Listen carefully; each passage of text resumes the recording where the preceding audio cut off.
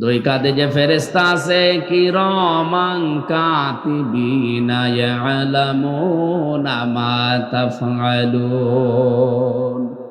এমন কোন কথা মানুষ বলে না যেটা এই দুইজন লিখে রাখে না। কেন লিখছে? কিয়ামতের দিন আপনাকে পড়াবে। কিয়ামতে এটা দিয়ে বলবে, পড়, আজ জান্নাতে যাবি না জাহান্নামে যাবি কারো কাছে জিজ্ঞাসা করা লাগবে না, এই আমল নামায় যথেষ্ট। অবদিয়াল কিতাব ফাতারাল মুজরিমিনা মুশফিকিনা মিম্মা ফি ওয়া ইয়াকুলুনা ইয়া ওয়াইলাতানা মা লিহাদাল কিতাব লা ইউগাদিরু সাগীরাতাও ওয়ালা কাবীরাতান ইল্লা আহসাহা ووجدوا ما عملوا حاضرا ولا يظلم ربك أحدا। সূরা কাফের 49 নম্বর আয়াতে আল্লাহ বলেন, সেদিন কিতাবটা দেখার পরে লোকরা আশ্চর্য হয়ে বলবে, এ কেমন কিতাব, এ কেমন রেকর্ড। ছোটটাও বাদ যায়নি, বড়টাও বাদ যায়নি। দুনিয়ায় যা করেছি সবের ভেতরে হাজির আছে। আল্লাহ বলেন, আমি কিন্তু কোনো বান্দার ওপরে জুলুম করি না। এই জন্য আমরা যা করছি এগুলো লিখে রাখছে দুইজন ফেরেশতা। আমার এই 33 বছর বয়স, নুরুল সাহেবের বয়স 61 না 66 বছর। এখনই যদি আমরা দুইজন মারা যাই, আমার এই 33 বছরের জবাব আল্লাহর কাছে ওই কিতাবটা তুলে ধরা লাগবে। ওনার ওই 60 বছর 61 বছরের কিতাবটা আল্লাহ তুলে ধরবে, বলবে দুইজনই পড়। আমরা মনে করেন দুইজনই আল্লাহর সামনে হাজির হয়েছি। আপনারা নিজেরটা মনে করেন তো, যদি এখন পড়তে বলেন, আমার এই 33 বছরের জীবনে যা আমার মনে হয় সব আমার দ্বারা পড়া সম্ভব না। কারণ এমন কিছু আছে যেটা পড়লে মুখ থাকবে না। আপনি পারবেন? এই ঘটনা সামনে আসতেছে, ঘটবে, মাস্ট বি ঘটবে। নবীজি এই জন্য মাঝে মাঝে সাহাবীদেরকে বলতেন, তোমরা আল্লাহর কাছে বলো, আল্লাহুম্মা ইন্নী ইউহাসাবু হিসাবা ইয়াসীরা, হে আল্লাহ তুমি আর যাই করো কিয়ামতে আমার হিসাবটা সহজ করে দিও। সাহাবী প্রশ্ন করলেন, হে নবী, হিসাবা ইয়াসীরা, সহজ হিসাব, এটা আবার কি? নবীজি বললেন, আল্লাহ যাকে মাফ করতে চাইবেন কিয়ামতে তাকে কোটি কোটি মানুষ থেকে আলাদা করে ডেকে নেবেন। যদি আল্লাহ মনে করে নুরুলকে আমি মাফ করে দেব, ডাক দিয়ে বলবে এদিকে আয়, আস্তে করে চাদর দিয়ে ঘিরে ফেলবে, কুদরতের চাদর দিয়ে ঘিরে ওর সামনে কিতাবটা তুলে ধরে বলবে, বল এই এই করেছিলি। লোকটা দেখে বলবে, রব্বুল আলামিন এখন তো অস্বীকার করার কিছু নেই। আলিয়াউমা নাখতিমু আলা আফওয়াহিহিম ওয়া তুকাল্লিমুনা আইদিহিম ওয়া তাশহাদু আরজুলুহুম বিমা কানু ইয়াকসিবুন। সূরা ইয়াসিনের 65 নম্বর আয়াতে এই দলিলটা আছে। সেদিন আমার মুখের উপরে আল্লাহ সেলাই লাগিয়ে দেবে, মুখ আল্লাহ এঁটে দেবে, টেপ দিয়ে সেলাই করে দেবে। আমার হাত আল্লাহর সাথে কথা বলবে, পাও আল্লাহর সাথে কথা বলবে, যা করেছি সব বলে দেবে। চিন্তা করবে কিছুই তো করার নেই, মাথা নিচু করে বলে, রব্বুল আলামিন আমি সব স্বীকার করে নিচ্ছি, তুমি দয়া করে আমারে মাফ করে দাও। রব্বুল আলামিন বলেন, ওর চোখের দিকে কাকতি মিনতির দিকে তাকিয়ে দেখবে এত অসহায়, এ নুরুলের দিকে তাকিয়ে দেখা যাবে এত অসহায়। ওর দিকে তাকালে আমি আল্লাহ আর রহমতের দরিয়ার ভেতরে জোশ পয়দা হবে। শেষে বলবো, ঠিক আছে, গোপনে তোরে মাফ করে দিলাম, কাউকে বলবি না। এটার নাম হিসাব ইয়াসিন। এটা যেন নুরুল সহ আমরা যারা এখানে বসে আছি প্রত্যেকের জীবনে আল্লাহ একটু সুযোগ করে দেন, বলেন আমিন।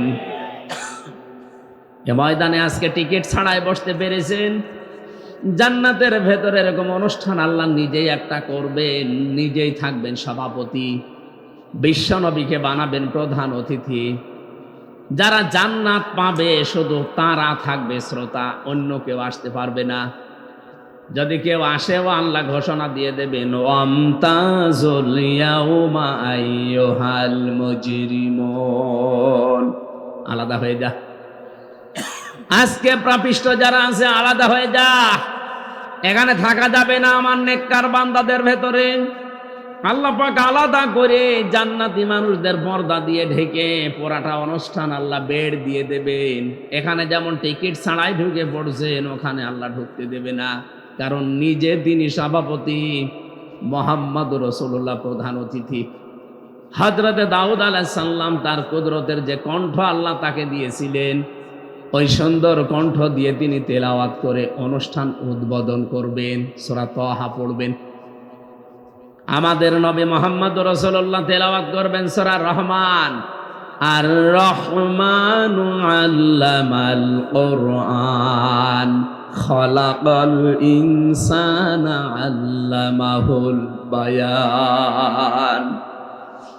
সর্বশেষ সভাপতির বক্তব্যে রব্বুল আলামিন নিজে তার কুদরতের কণ্ঠ উজাড় করে দিয়ে সূরা ইয়াসিন, কোরআনের দিল বলা হয় যেটাকে, তিনি আরম্ভ করবেন খামসিনা আলফা সানা মিম্মা তাউদ্দুন। নবীজি বলেন, দুনিয়ায় যেভাবে 1 2 3 করে গণনা করো, আল্লাহর কুদরতের কণ্ঠে সূরা ইয়াসিনের এক একটি আয়াত তেলাওয়াত শুনতে সময় লাগবে 50,000 বছর। মানুষ জান্নাতের নিয়ামতের কথা পর্যন্ত ভুলে যাবে। হঠাৎ আল্লাহ তেলাওয়াত বন্ধ করে দিলে সবাই জিজ্ঞাসা করবে কি হয়ে গেল, কেবল আরম্ভ হয়েছিল শেষ হয়ে গেল। ফেরেশতারা ডাক দেবে, কেবল না, এক একটি আয়াতে দুনিয়ার হিসাবে 50,000 বছর চলে গেছে। আজকে মুসাফির অবস্থায় আছি, আমি অসুস্থ এবং মাজলুম। নবীজির হাদিস, মুসাফির, মাজলুম এবং অসুস্থ 3 জনের দোয়াই কবুল হয়। বড় আশা নিয়ে এই হাজারো মানুষ নিয়ে দোয়া করছি, রব্বুল আলামিন কিয়ামতের ওই জান্নাতের অনুষ্ঠানে আমাদের সবাইকে তুমি শ্রোতা হিসাবে একটু জায়গা করে দিও। জবান খুলে বলেন আমিন। আল্লাহর সামনে কিয়ামতে পড়তে বললে সম্ভব না আমাদের। রব্বুল আলামিন বলেন, এমন কিতাবের আলোচনা শোনার জন্য তোমরা এসেছো যে 2 জন ফেরেশতা লিপিবদ্ধ করছে, যা বলো তাই লেখে। এই জন্য কথা বলার সময় খুব হিসাব করে বলা লাগবে, কারণ আমি যদি নবীর সুপারিশ কিয়ামতে পেতে চাই, আমার প্র্যাকটিক্যাল লাইফের ওপরে তো আল্লাহ রাজি থাকাই লাগবে। এমনকি রাদিয়াল্লাহু কাওলা, আমি যে কথা বলি ওই কথার উপরও আল্লাহর রাজি থাকা লাগবে। এই দলিলটা পাবেন সূরা তাহা 16 নম্বর পারা 18 নম্বর পৃষ্ঠা 10 নম্বর লাইনের 109 নম্বর আয়াতের শেষের দিকে আছে রাদিয়াল্লাহু কাওলা। আপনি যে কথা বলেন এই কথার উপরও আল্লাহর রাজি থাকা লাগবে। একটু ভাবেন তো, এই 33 বছরে আমি যে কথা বলেছি সব কথার উপরে আমার আল্লাহর রাজি আছে। বলেন, এখনই আমার জীবনকে সংশোধন করার সময়। অনেকে মনে করে সময় এখনো বাকি আছে। কে বলেছে আপনাকে আপনি দাঁড়াতে পারবেন সে গ্যারান্টি আছে? বিশ্বনবী বলেন, আমি ওযু করলাম, আর এক নামাজের ওযু করতে পারবো কিনা সে গ্যারান্টিও আমার হাতে নেই। আর এক হাদিসে এসেছে, আমি সালাম ফিরিয়েছি ডান দিকে, বাম দিকে সালাম ফিরাতে পারবো কিনা সে হায়াতও আমার হাতে নেই। আর আপনি আন্দাজে গ্যারান্টি দেন। এই জন্য আমাদের প্রতিটি পদক্ষেপ ভাবা লাগবে, খুব চিন্তা ভাবনা করে। মানুষের জীবন পরিবর্তনের জন্য আর কিচ্ছু লাগবে না, শুধু যদি ও কথাকে কন্ট্রোল করতে পারে, যে আমি কথা বলবো খুব হিসাব করে, ও এমনি কন্ট্রোল হয়ে যাবে। কথা বলেন না কেন? যে আল্লাহ আমাদেরকে এমন কোরআন শোনার জন্য নিয়ে এসেছেন, আল্লাহ পরিচয় দিচ্ছেন। এই যে আমরা তেলাওয়াত করছি এবার, আলহামদুলিল্লাহিল্লাযী আনজালা আলা আবদিহিল কিতাবা ওয়া লাম ইয়াজআল লাহু ইওয়াজা। আল্লাহ পাক বলেন, সব প্রশংসা আমি আল্লাহর জন্য। কেন জানো? আমি আমার বান্দার প্রতি কিতাব দিয়েছি, এমন একটা কিতাব দিলাম যার ভেতরে কোনো বক্রতা নেই। কোনো গোপন কথা নেই, মারেফতের কথা নেই। এবার প্রশ্ন আসতে পারে তাহলে যে মারেফতের পীর, কিসের মারেফত? মারেফত না, ওইটা মায়ের পথ, মানুষ মারার পথ বানিয়েছে ওরা। মারেফা শব্দটা এসেছে উরফুন থেকে, আরাফা ইয়ারিফু, এই শব্দের বাংলা অর্থ হচ্ছে পরিচিত হওয়া। হযরতে আদম এবং হাওয়া সেই ময়দানে তারা পরিচিত হয়েছিলেন একে অন্যের সাথে, ওই আরাফাতের ময়দান। ওই ময়দানের নাম কি? আরাফাতের ময়দান সারা দুনিয়ায় একটা পরিচিত জায়গা। তা আপনি এরপরেও ওই ভণ্ড পীররা মারেফত বোঝায় আর আপনি মারেফত বুঝে ফেলেন। ওইগুলো সব ভণ্ডামি, মারেফত বলতে কিছু নেই।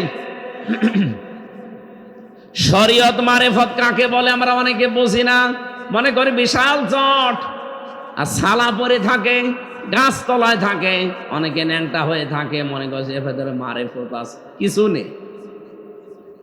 মারেফত আর শরীয়ত এক কথায় জবাব দিচ্ছি। নামাজ হচ্ছে শরীয়ত, নামাজের 13টা ফরজ, 14টা ওয়াজিব, 19টা নামাজ ভাঙার কারণ, 10টা নামাজের সুন্নাত, এইগুলো জেনে কাজ করার নাম মারেফত। কথা বুঝেছেন? তাহলে শরীয়ত হচ্ছে নামাজ, শরীয়ত কি? আর মারেফত হচ্ছে নামাজের সাথে পরিচিত হওয়া। আপনি নামাজের সাথে পরিচিত হতে পারলে 13টা ফরজ জানা লাগবে আপনাকে, নয়তো আপনার নামাজ হবে না। 14টা ওয়াজিব জানা লাগবে, নয়তো আপনার নামাজ আবার জরিমানা দেওয়া লাগবে। কথা বুঝতেছেন? এখান থেকে একটা মাসলা বের হয়, আপনারা শুনতেছেন তো? গুরুত্বপূর্ণ বিষয়। অনেকেই মনে করছে যে যা করি করি, কালেমা একদিন যখন পড়িয়েছি জান্নাত আমি যাবই। হ্যাঁ যাবে, কিন্তু কালেমা তো টিকে থাকা লাগবে। কালেমা পড়িয়েছেন সে কবে? কালেমা যে কবে শেষ হয়ে গেছে আপনি টের পাচ্ছেন?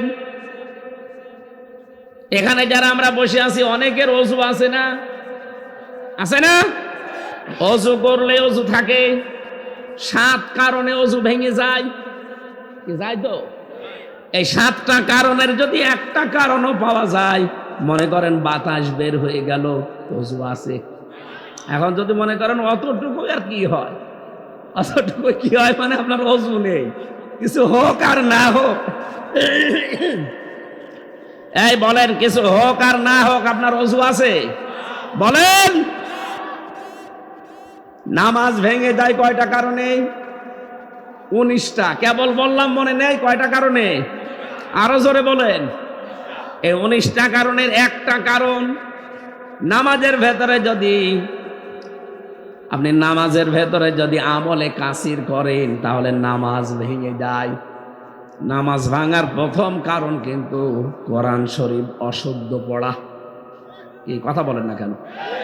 বলেন তো, 19টা কারণের একটা যদি পাওয়া যায় আপনার নামাজ কি আর আছে না ভেঙে গেছে? রোজা ভাঙার কারণ আছে, হজ ভেঙে যাওয়ার কারণ আছে না নেই? পৃথিবীতে প্রতিটি ইবাদত ভেঙে যায়, নষ্ট হয়ে যায়, তাই আলাদা আলাদা কারণ আছে। আপনার যে ঈমানও ভেঙে যায় 10টা কারণে, আপনি জানেনই না। আরে ভাই, আপনার ঈমান থাকলে আপনি জান্নাত যাবেন, এটা আমিও জানি, কিন্তু আপনার ঈমান আছে? ঈমান 10টা কারণে ভেঙে যায়। খুব খেয়াল করে শুনবেন। কয়টা কারণ? প্রথম নাম্বার কারণ হচ্ছে কেউ যদি শিরিক করে তাহলে তার ঈমান ভেঙে যায়। কি? এই নির্দেশটা যত নবী আল্লাহ পাঠিয়েছিলেন প্রতিটি নবীকে করেছেন। এটা সূরা জুমারে পাবেন, 24 নাম্বার পারার 4 নাম্বার পৃষ্ঠার 12 নাম্বার লাইনের 65 নাম্বার আয়াতে আছে, ওয়ালাকাদ উহিয়া ইলাইকা ওয়া ইলাল্লাযিনা মিন ক্বাবলিকা লাইন আশরাকতা লা ইয়াহবাতান্না আমালুকা ওয়া লা তাকুনান্না মিনাল খাসিরিন। বলেন আল্লাহু আকবার। যত তাফসীর আছে বাংলাদেশে সব তাফসীর মিলাবেন, একই শব্দ পাবেন। আল্লাহ বলেন আমি গ্যারান্টি দিলাম, ওয়ালাকাদ উহিয়া ইলাইকা ওয়া ইলাল্লাযিনা মিন ক্বাবলিকা, হে নবী আপনার প্রতি আমি অবশ্যই ওহী নাযিল করেছি এবং আপনার আগে যারা দুনিয়ায় নবী ছিল সবার প্রতি। কি সেটা? লাইন আশরাকতা, যদি আপনি শিরিক করেন, লা আহবাতান্না আমালুকা, লামে তাকিদ নুনে সাকিলা, এটা গ্যারান্টি। কত শক্ত শব্দ, যারা আরবি গ্রামার বোঝে তাদের জিজ্ঞাসা করেন। লা আহবাতান্না আমালুকা ওয়ালা তাকুনান্না মিনাল খাসিরিন। এক নাম্বারে আপনার ক্ষতি হবে, শিরিক করলে যত আমল করেছিলেন, দুনিয়ায় যত কাজ করেছিলেন সব নষ্ট হয়ে যাবে, বাতিল। কে বলছে? ওয়ালা তাকুনান্না মিনাল খাসিরিন, এখানে লামে তাকিদ নুনে সাকিলা। শুধু আমল ক্ষতিগ্রস্ত হবে, নষ্ট হবে তা না, আপনি নিজেও ক্ষতির ভেতরে পড়ে যাবেন। বলেন নাউজুবিল্লাহ। এ কথা বলছে কাকে? নবীকে। বলেন বলেন, বলছে কে? আপনি চিন্তা করতে পারেন, যারা জীবনে কোনোদিন ইয়া মোহাম্মদ এরকম বলেও ডাকেনি কোরআনে। হ্যাঁ, মোহাম্মদ বলেছে, কিন্তু রেসালাতের ঘোষণা দিয়ে তার সম্মান আরো বাড়িয়ে দিয়েছে। তার সম্মান যেন নষ্ট না হয়, কত বড় সতর্ক। চিন্তা করতে পারেন, সেই নবীকে বলছে আপনার যত আমল সব আমি নষ্ট করে দেব। বলেনি লা ইয়াহবাতান্না, তাকিদ দিয়েছে দুইটা, লামে তাকিদ নুনে সাকিলা। অবশ্যই আপনার আমল সব নষ্ট হয়ে যাবে এবং আপনি ক্ষতিগ্রস্ত হয়ে যাবেন। আপনার ঈমান থাকলে আপনি জান্নাত পাবেন, এটা আমিও জানি, কিন্তু বাস্তবের দিকে তাকিয়ে দেখতে পাচ্ছি আপনার তো ঈমান নেই। কারণ ঈমান কখন যে ভেঙে গেছে অজু ভাঙার মতো আপনি টেরও পাননি। এবার আসেন তো বাস্তবে এক কথায় জবাব দিচ্ছি, শিরিক কাকে বলে? আল্লাহ যেটা পারে ওইটা অন্য কেউ পারে, এই কথা বিশ্বাস করার নাম শিরিক। যারা করে তারা মুশরিক। এক কথা বলেন না কেন? এ পর্যন্ত ঠিক আছে? আল্লাহ যেটা পারে ওইটা অন্য কেউ পারে, এই বিশ্বাস করলে সে শিরিক করলো। শিরিক করলে সে, আর মুশরিকের জায়গা বিনা হিসাবে বিনা বিচারে জাহান্নাম। সূরা মায়েদা 6 নম্বর পারা 19 নম্বর পৃষ্ঠা 9 নম্বর লাইনে আছে, কোরআন শরীফ বলে, ইন্নাহু মা ইউশরিক বিল্লাহ ফাকাদ হারামাল্লাহ আলাইহিল জান্নাহ ওয়া মাওয়াহুন নার। যারা শিরিক করে তাদের জন্য আমি জান্নাত হারাম করে দেই, আর জাহান্নামের আগুন তাদের জন্য ওয়াজিব। এতটুকু যদি আল্লাহ শেষ করে দিতেন আমি আয়াতটা পড়তাম না। সূরা ফুরকান 19 নাম্বার পারা 1 নাম্বার পৃষ্ঠার 1 নাম্বার 2 না 3 নাম্বার লাইনে পাবেন। এটা 19 নাম্বার 21 নাম্বার আয়াতে আছে। এটা আরো কঠিন। ওয়াকাদিমনা ইলা মা আমিলু মিন আমালিন ফাজআলনাহু হাবাআম মানসুরা। কিয়ামতে যখন আল্লাহ আমলনামাটা এভাবে দেখবে, যেই দেখবে শিরকের কিছু লেখা আছে, ওটা ওর মুখের উপরে ধূলিকণার মতো নিক্ষেপ করবে। বলেন নাউজুবিল্লাহ। আমার তো আয়াতটা পড়ার পরে মনে হয় বাংলাদেশের বহু মানুষের মুখের উপরে আল্লাহ কিয়ামতের দিন এই ধূলিকণার মতো আমলনামা নিক্ষেপ করবে, আমার মনে হচ্ছে। এবার আসেন তো শিরিক আছে কিনা আমাদের জীবনে দেখি। আল্লাহ যেটা পারে ওটা অন্য কেউ পারে, এই বিশ্বাস কারা করেন? হাত তোলেন তো। কেউ নেই। এবার আমি একটা একটা করে উদাহরণ দিচ্ছি, দেখেন মেলে কিনা আপনার সাথে। সন্তান দিতে পারে কে? আরো জোরে। ইয়াখলুকু মা ইয়াশা ইয়াহাবু লিমান ইয়াশাউ ইনাথা ওয়া ইয়াহাবু লিমান ইয়াশাউ যুকুর। সূরা সূরার 49 নাম্বার আয়াতের ভেতরে পাবেন মাঝের অংশে আল্লাহ বলেন, আমি বানাই, যাকে ইচ্ছা মেয়ে দেই, যাকে ইচ্ছা ছেলে দেই, যাকে ছেলে মেয়ে দুইটা ইচ্ছা করি দেই, যাকে কিছু দেই না বন্ধা করে রাখি। সব ক্ষমতার মালিক কে? সুতরাং যারা আল্লাহ বাদে মাজারের কাছে, পীরের কাছে, বাবার কাছে, অন্য জায়গায় ধর্ণা দেন সন্তানের জন্য, আপনি মুশরিক। এদেশে নেই? কত মানুষ বাবার দরবারে ধর্ণা দিচ্ছে, বাবা একটা ছেলে দেন, মনে হচ্ছে বাবা ওর জন্য বসে আছে ছেলে নিয়ে। আপনি বাইজিদ বোস্তামির ওই রওজায় যান, ওই দরবারে যান, মাজারে যাবেন চট্টগ্রামে, বাগেরহাটে খান জাহান আলীর মাজারে যেয়ে দেখেন কি অবস্থা। মানুষ গাছের সাথে পাথর ঝুলিয়ে বসে আছে, কমন সেন্সও নেই।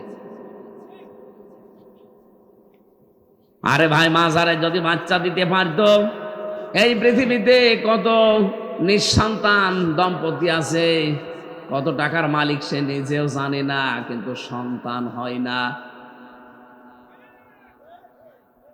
আমার মনে হয় মাঝে মাঝে যে কুকুর আল্লাহর প্রতি যে ভরসা করে, আমরা অনেক মানুষ সেই ভরসাও আল্লাহর প্রতি নেই।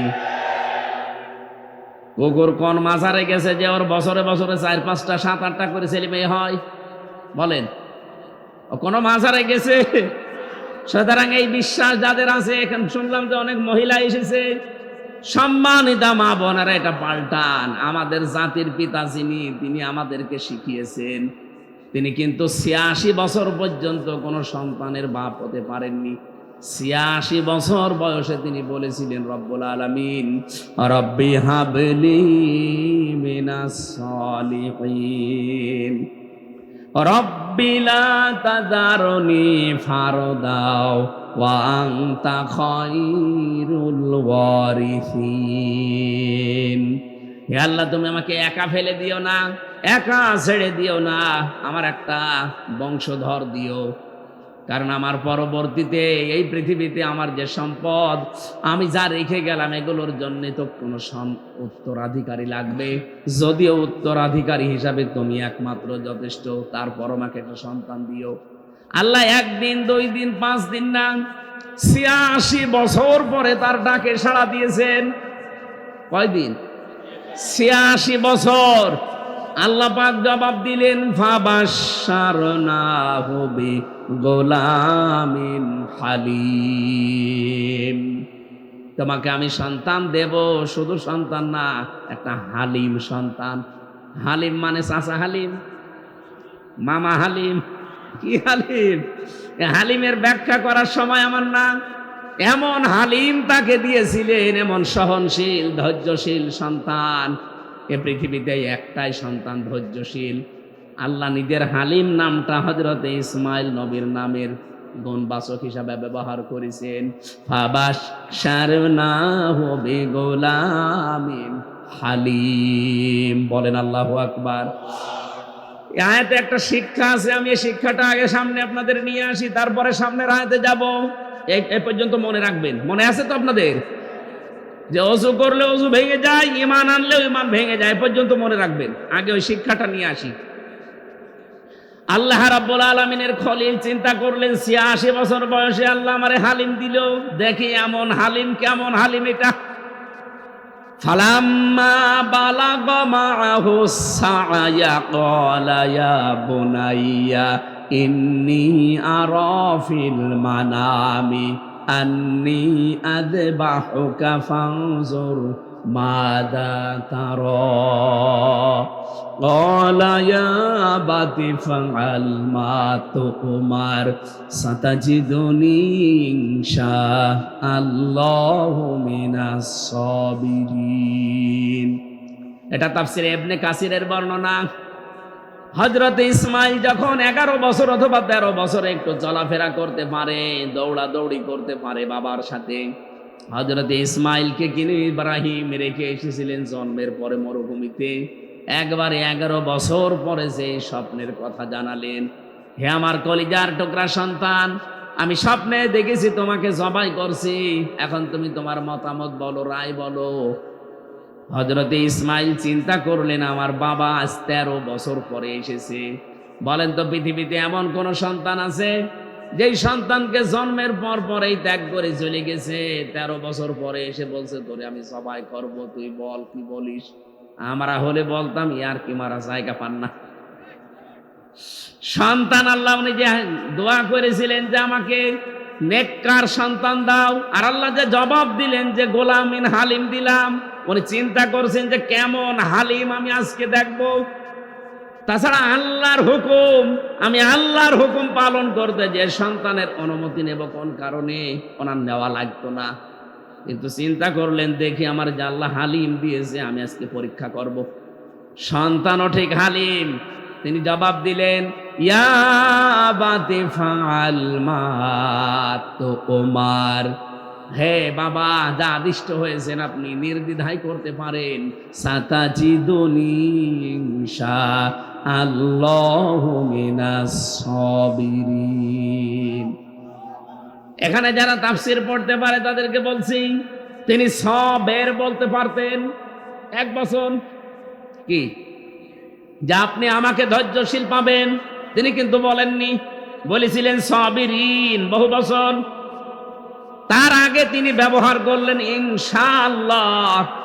এর আগে সাতাজিদুনি, সিন দিয়ে অতি শীঘ্র এই শব্দটা বুঝিয়েছেন, হে বাবা, আল্লাহর যদি ইচ্ছা হয় আপনি আমাকে ধৈর্যশীলদের মধ্যে পাবেন। তার মানে আমি একাই ধৈর্যশীল না, আমার মতো বহু ধৈর্যশীল আছে, তাদের ভেতরে আমি একজন। আমি এ বিষয়ে কোনো অহংকার করি না। তিনি বোঝাতে চাইলেন বাবাকে, হে আমার বাবা, আপনি মনে করছেন যে আমার ইসমাইল শুধু এই পৃথিবীতে একাই ধৈর্যশীল? কোনদিন খোঁজ নিলাম না, খবর নিলাম না, আজকে জবাই দিতে আসলাম আর রাজি হয়ে গেল। এ বিশাল ধৈর্যের পরীক্ষা দিচ্ছে। অহংকার ভেতরে আসতে পারে যে আমার মতো আর কেউ নেই, আমি একা। এই জন্য আগেই নিজেকে অহংকার থেকে মুক্ত করার জন্য বলেন ইনশাআল্লাহ, এরপরে সাবিরিন। আল্লাহ যদি চায় আপনি আমাকে ধৈর্যশীলদের মধ্যে পাবেন। আল্লাহর বিধান মানতে গিয়ে আমার ভেতরে কোনো অহংকার নেই। খুব খেয়াল করে মেলাবেন এখান থেকে।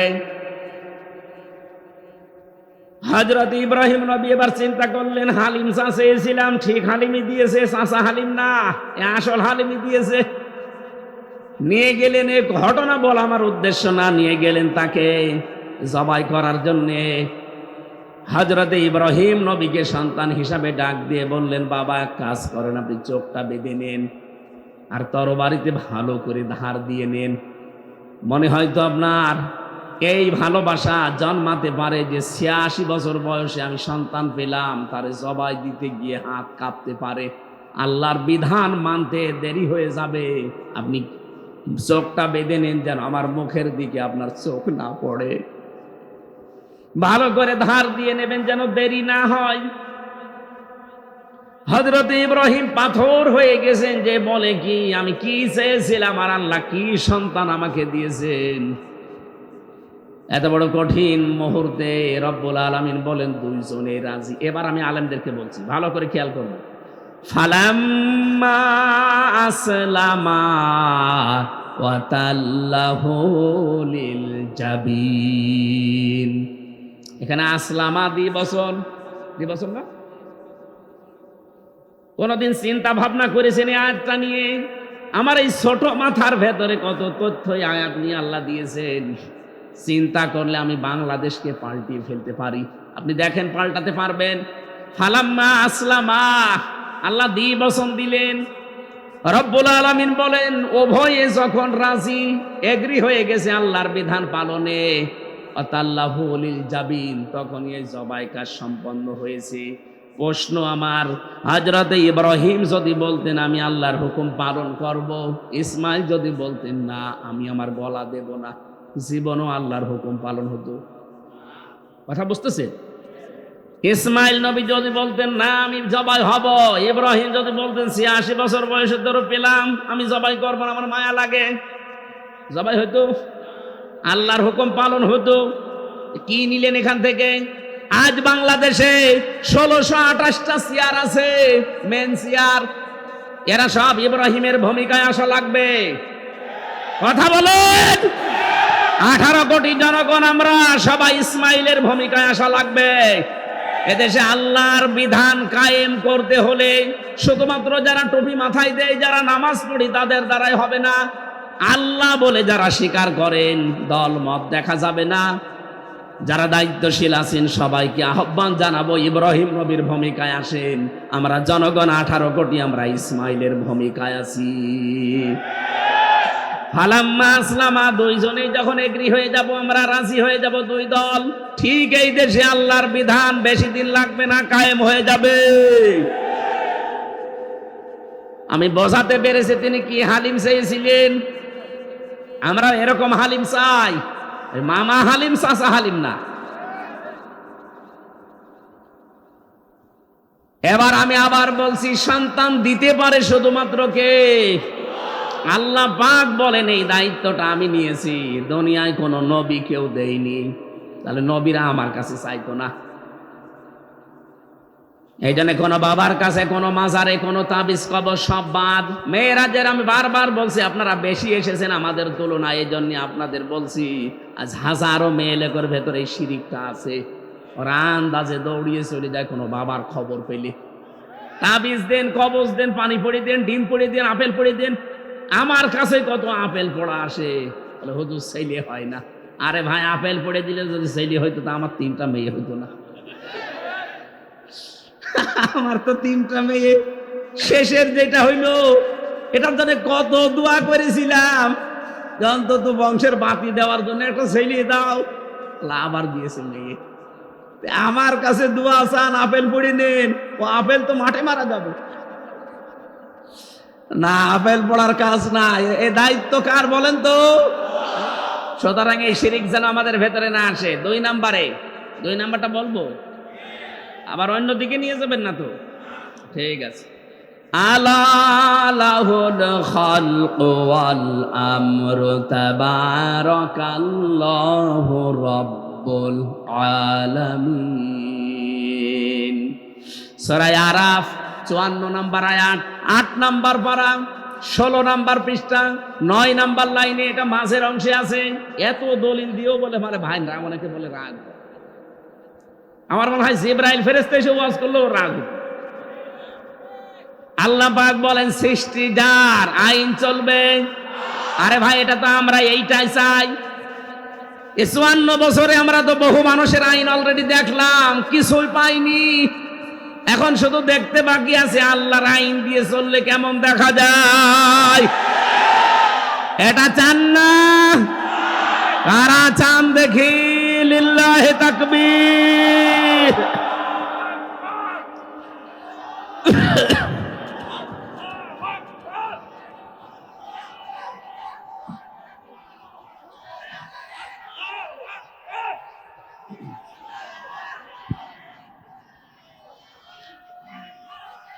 আলহামদুলিল্লাহ।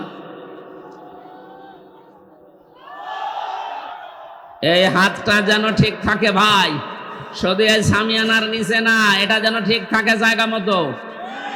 এটা যদি বাইপাস রোডে চলে যায় না, আবার 54 বছর পেছিয়ে যাওয়া লাগবে। এটা একেবারে বিশ্ব রোড দিয়ে যাবে ইনশাআল্লাহ। আমরা প্রায় জায়গা মতো পৌঁছিয়ে গেছি।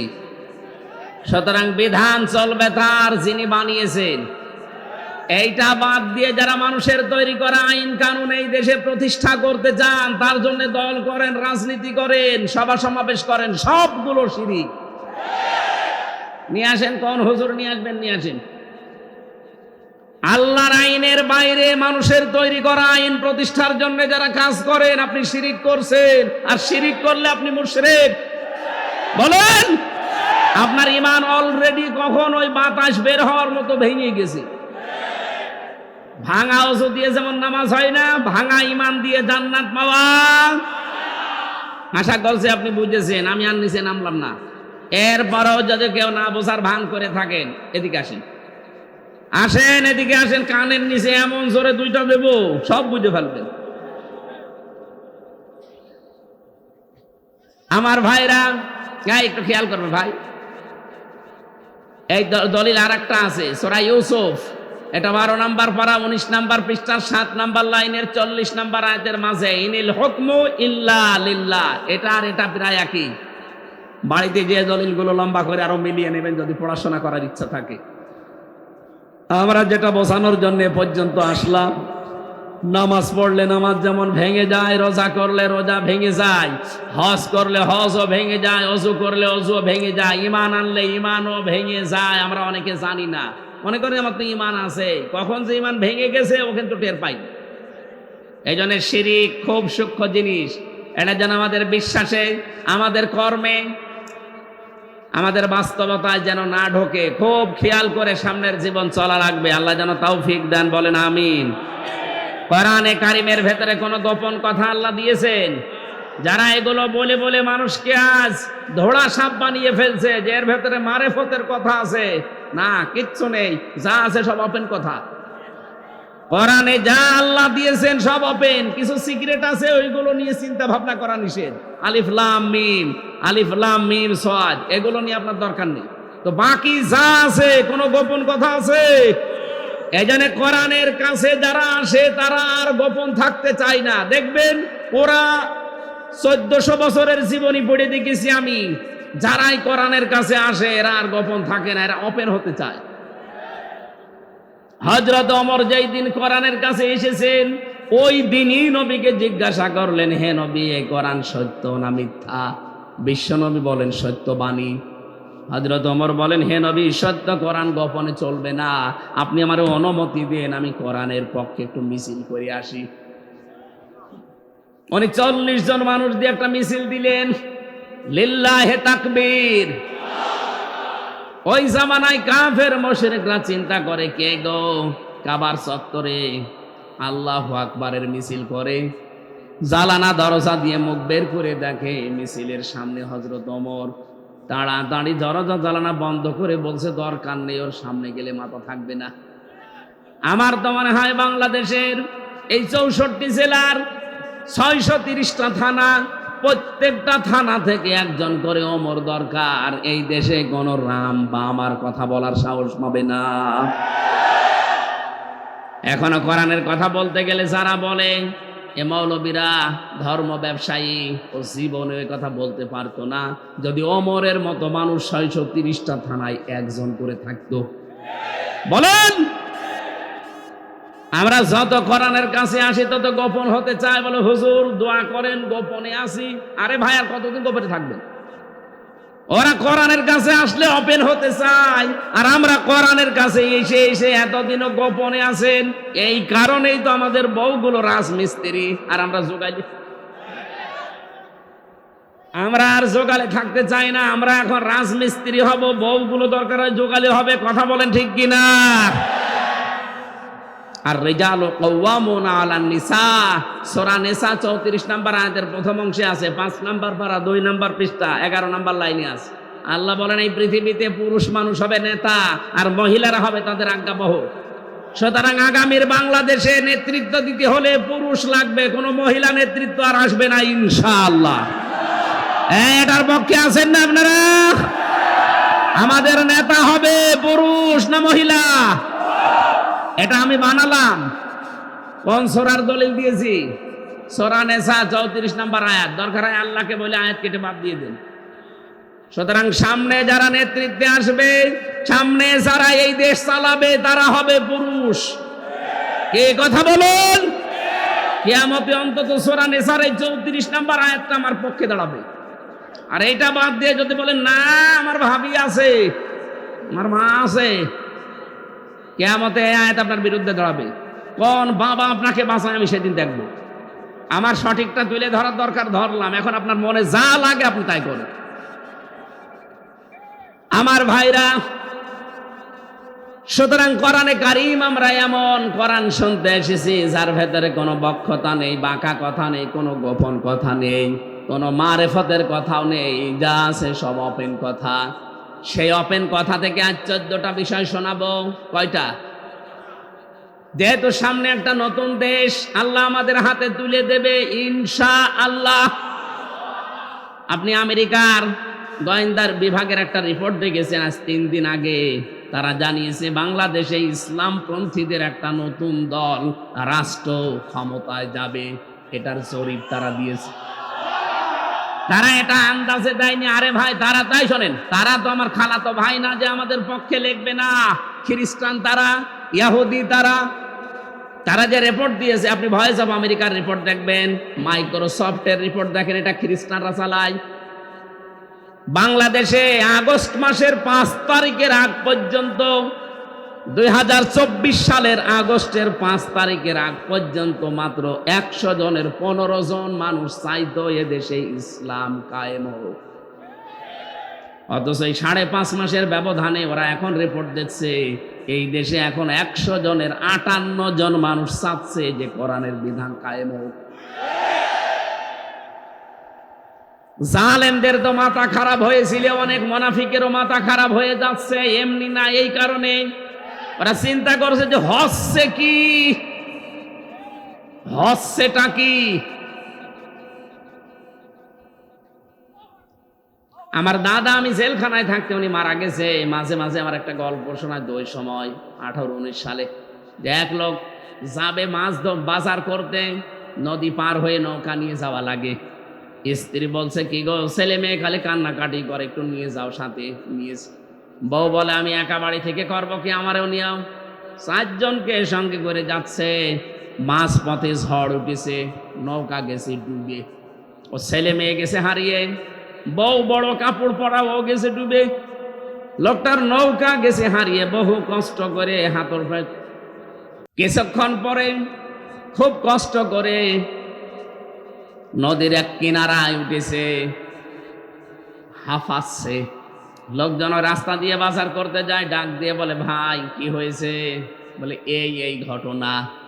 বলে, কোনো অসুবিধা নেই, নৌকা হারিয়ে গেছে, আবার নৌকা দরকার হয়, তুমি বানাতে পারবে। বউ মারা গেছে, তাই কি আবার বিয়ে দেব বউ হবে? ছেলে মেয়ে মরে গেছে, হারিয়ে গেছে, আবার ছেলে মেয়ে হবে, কোনো চিন্তা নেই। লোকটা এতক্ষণ কথা বলে না, এবার মুখ তুলে বলছে, ভাইরা আমার নৌকা হারিয়ে গেছে, আমি ভাবতেছি না। বউ মারা গেছে, তাও ভাবতেছি না। ছেলে মেয়ে মরে গেছে, তাও ভাবছি না। যে ভাবছি আমার হইল কি, আমি ভাবছি যে আমার হইল কি। আমার মনে হয় এখন অনেকের এখন ঠিক এইরকম অবস্থা, যে হইল কি। 15 থেকে 5.5 মাসে 58, আর 5 মাস যেতে দেন। আমার বিশ্বাসে দেশে 100 জনের 100 জন মানুষ বলবে, কোরআনের আইন চাই।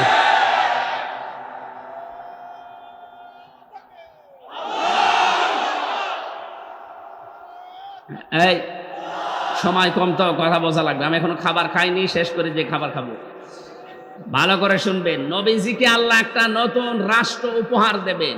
কল্যাণকর রাষ্ট্র, কল্যাণময় রাষ্ট্র যদি কেউ গঠন করতে চায়, কি কি কাজ করা লাগে ওই রাষ্ট্রের ভেতরে আজকের তেলাওয়াতকৃত আয়াতে। আর এই মাস যেহেতু রজব মাস, আর আজকে 25 তারিখ চলে যাচ্ছে, কালকে যে রাত আসবে, এই রাতে নবীজিকে আল্লাহ এই ধুলির ধরা থেকে নিয়ে গেছেন নিজের আরশ মহল্লায়।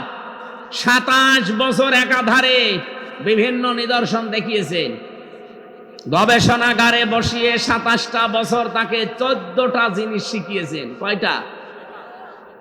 নবীজিকে আল্লাহ ডাক দিয়ে বলেন, হে নবী, 53 বছর আপনি অনেক জুলুম, অত্যাচার, নির্যাতন সহ্য করলেন। কয় বছর? আরো জোরে। এখন আপনাকে আমি একটা নতুন রাষ্ট্রে 10 বছর চালাতে দেব। এই 10টা বছর যদি আপনি এই রাষ্ট্রটাকে কল্যাণময় রাষ্ট্র করতে চান, আপনাকে 14টা কাজ দুনিয়ায় করা লাগবে। দুনিয়ায় বসে বসে হবে না। আপনি আসেন, আপনাকে আমি 14টা কাজ 27 বছর ধরে ধরে শিখাবো আমি নিজে। আমাদের অলরেডি 53 বছর চলে, কথা বলো না কেন? সামনে এই জন্যে নবীর জীবন থেকে মিলিয়ে দেখতে পাই, এ দেশ এখন নবীর উম্মতদের হাতে আল্লাহ তুলে দেবেন। দেশটা যদি আসে, আপনি কল্যাণময় রাষ্ট্র করবেন কি করে? এই দেশের 18 কোটি জনসংখ্যা, জনসম্পদ বানাবেন কি করে? আলামিন সেই কথাগুলো সূরা বনী ইসরাইলের 23 থেকে 38 এই 16টা আয়াতে আমাদেরকে শুনিয়েছেন। আল্লাহ যেভাবে যেভাবে জানিয়েছেন, আমরা ঠিক ওইভাবেই আপনাদের সামনে উপস্থাপন করছি। এই কারণে এটা রজব মাস, আর কালকে সেই রাত। এবার আপনি মিলিয়ে নেবেন তো, যাদের সাথে মিলবে সে যেই হোক, যদি আমার আত্মীয় নাও হয়, আমি তার সাথে আছি। কথা বলে না কেন? পৃথিবীতে সব চাইতে বড় আপনজন আমার জন্য কে? আরো জোরে বলেন। উনি তো আর আমার দিকে, নুরুল ভাইয়ের দিকে টেনে টেনে কথা বলবে না। উনি সবাই ওনার বান্দা, উনি সঠিকটা বলবে। কুলিল হাক্কু মির রাব্বিকুম ফামান শাআ ফালিয়াকুম ওয়া মান শাআ ফালিয়াকফুর। নবীজিকে আল্লাহ জানিয়েছেন, সঠিকটা তুলে ধরবেন, হক কথা বলবেন। যার ইচ্ছা হয় সে মেনে নেবে, যার ইচ্ছা হয় সে কুফরি করবে। আমি আল্লাহ একজন আছি বাস্তবে হিসাব নেওয়ার জন্যে। ফাইন্নামা আলাইকাল বালাগ ওয়া আলাইনাল হিসাব। আপনি শুধু পৌঁছিয়ে দেবেন, হিসাব নেওয়ার দায়িত্ব আপনার না। কার? এজন্য আমার দায়িত্ব, আমি শুধু পৌঁছিয়ে দেব। লাস্তা আলাইহিম বিমুসাইতির। হে নবী, আপনাকে আমি দারোগা পুলিশ করে পাঠাইনি যে জনগণ পিটিয়ে হেদায়েত করবেন না, সঠিকটা তুলে ধরবেন। ইন্নামা আনতা মুযাক্কির, আপনাকে আমি উপদেশদাতা বানিয়েছি, উপদেশ দিয়ে যান। আমি সেই হিসাবে সামনে নিয়ে এবার উপদেশ দিচ্ছি, ভালো করে শুনবেন। রাব্বুল আলামিন বলেন, নবী আপনি এবার যান, 14টা কাজ করবেন দুনিয়ায়, যে প্রথম নম্বরে আপনার কাজ হবে সবার ভেতরে এই কথা জানিয়ে দেবেন, ওয়াকাবা রাব্বুকা আল্লা তা'বুদু ইল্লা ইয়্যাহু। আমার আল্লাহ রায় দিয়েছেন, মানে রায় দেওয়া, ফয়সালা করা, সিদ্ধান্ত নেওয়া। বলেন তো রায় দিচ্ছে কে? বিশাল বিশাল মানে রায় দেওয়া শব্দটা ছোট মনে হলেও এর ভেতরে কত কথা আছে জানেন? এই বাংলাদেশের রায় আমরা দেখি বিভিন্ন প্রকারের হয়। এই গাজীপুর জেলার, এটা গাজীপুরের ম্যাজিস্ট্রেট কোর্ট থেকে যদি আপনার বিরুদ্ধে রায় আসে, আপনি কি বলতে পারবেন আমি মানি না? না, পারবেন না। আপনি এতটুকু বলতে পারেন যে আমি ন্যায় বিচার পাইনি, আমি আরেকটু উপরে যাব। যান আপনি জজ কোর্টে যান, গাজীপুরের জজ কোর্ট থেকে রায় আসবে আপনার পক্ষে বিপক্ষে, আপনি বলতে পারবেন না মানি না, তাহলে রাষ্ট্রদ্রোহী মামলা হবে। এতটুকু বলার ক্ষমতা আছে যে আমি ন্যায় বিচার পেলাম না, আমি আরো উপরে যাব। তখন আর গাজীপুরে হবে না, যাওয়া লাগবে কোথায়? ঢাকায় হাইকোর্টে।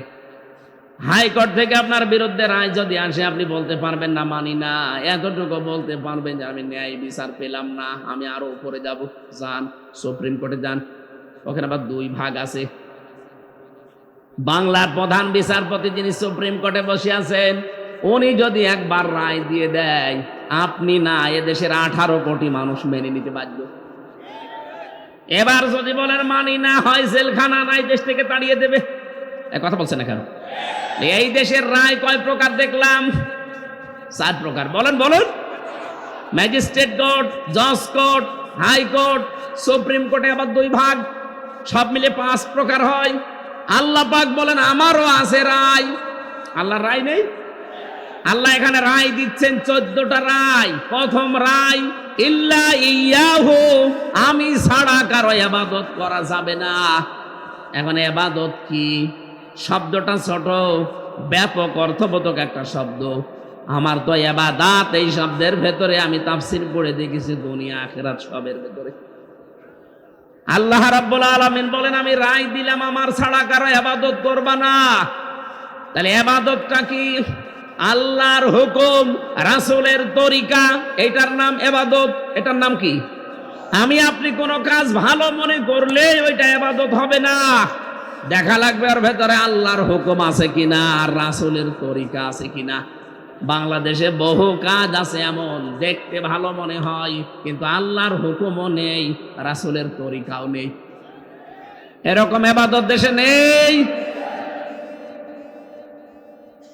এই যে তাহেরি ভাই যে জিকিরটা করে বলেন তো, ইয়ালি বাবা, কেল্লা বাবা, ফাতে বাবা, শালি বাবা, নেংটা বাবা, দয়াল বাবা যা করছে এগুলো কিন্তু ইবাদত মনে করেই করে।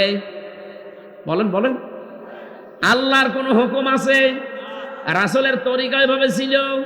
সুতরাং ওটা যত সুন্দরই লাগুক, মনে করেন না এত সুন্দর করে নাচে, সুন্দর করে কেন?